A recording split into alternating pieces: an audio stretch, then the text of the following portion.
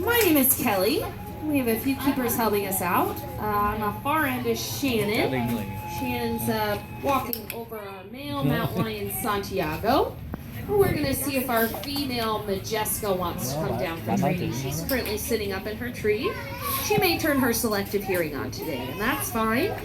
This is one of the multiple training sessions we do a day with not only our cats, but with lots of our animals. And all of our training is for do have a choice. And Majeska's showing that she has a choice right now. She knows that Lauren has a big bowl of goodies down here at the fence line. And if she chooses to come down, of course she can have those goodies. If she does, running through a few of his behaviors with him and then sending him to the other keeper. You'll see it kind of click in his head. He understands what we're asking him for. But the other behaviors you see our keepers do are all, again, for husbandry reasons, to allow us to take better care of them. So we can basically give them a mini exam. We can look at their eyes, nose, ears. We can ask for their feet individually. We also do use a few tools. Of course, the most animal ground up, just like they'd eat in the wild. And then we also have that clicker. So the click tells the cats they're doing exactly what we're asking them to, and that the reward or that meatball is coming. The other tool we use is a target pole. That serves a few purposes for us. So the cats are taught to put their nose close to the red end of that target pole. So if we have to look at a certain side of him, it's hard to say, hey, Santiago, turn your right side to the fence, will you please? By moving the target pole around, we can move the animal around. Just makes our job a little bit easier. And then you might see, like Shannon's doing right now, our keeper's touching or poking the mountain lion with the other end of that target pole. Tell me, who thinks it sounds like fun to give a mountain lion a shot? Just Lauren, right? Just Lauren. That's because we practice it every day. We actually make it fun for ourselves.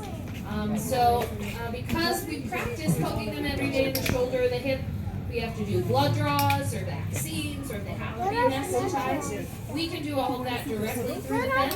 Keeps it very low stress on the animals, and of course low stress on us keepers as well.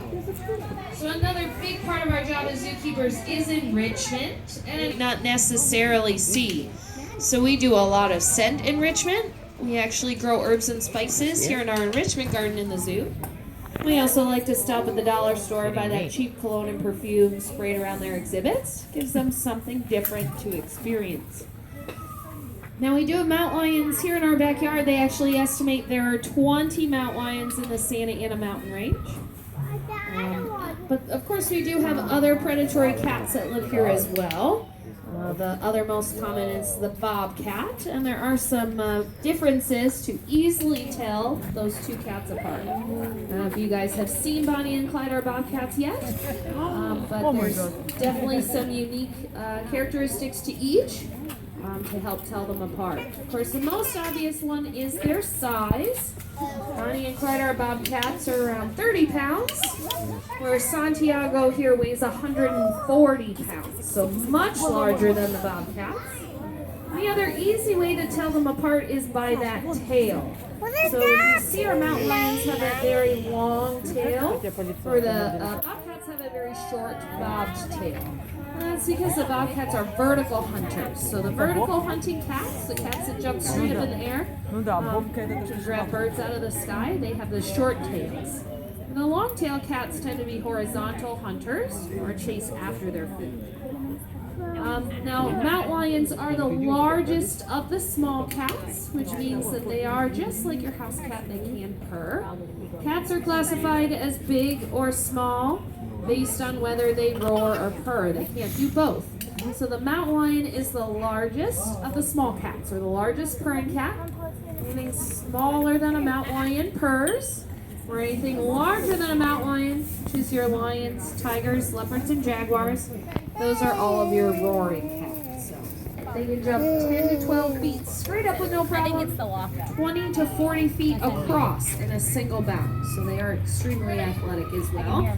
It's a very impressive fact too. So we're going to let Shannon and Lauren finish up. Any questions you guys have, just please hold your questions for those keepers with the blue gloves on till they've turned around and removed those blue gloves, so they can keep all their attention on that cat that's in front of them. So again, we want to thank you for joining us and hope you have a great day at the zoo. Could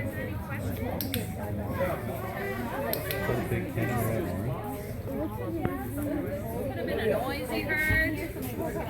Yeah. Side area back there, and I can hear it raining. They really are that easily spooked. So, I mean, like I say, she said, if you see them in the wild, be big, be loud. These feed them specifically for cats in captivity.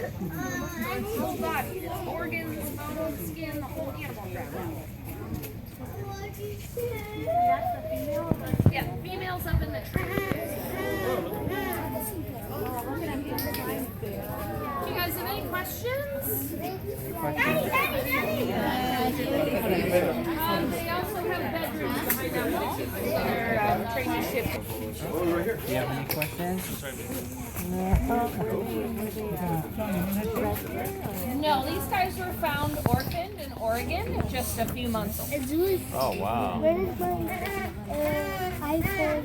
You guys have any questions? No. They'll just eat it.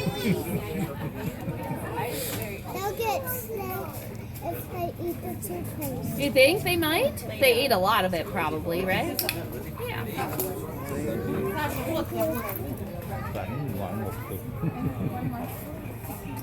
So there's only like around 20 in Santa Ana Mountains? Wow. They have a very large range. The range will be 40 to 60 miles. So.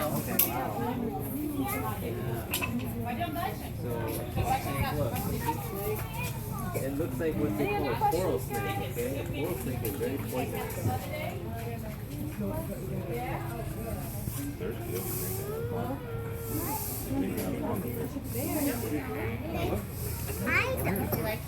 I do.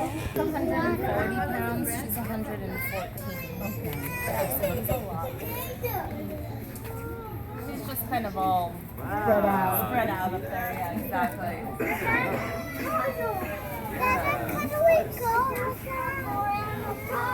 Maybe this is it? Grand finale. That was the end of the trial. No? Hey, we already did all that.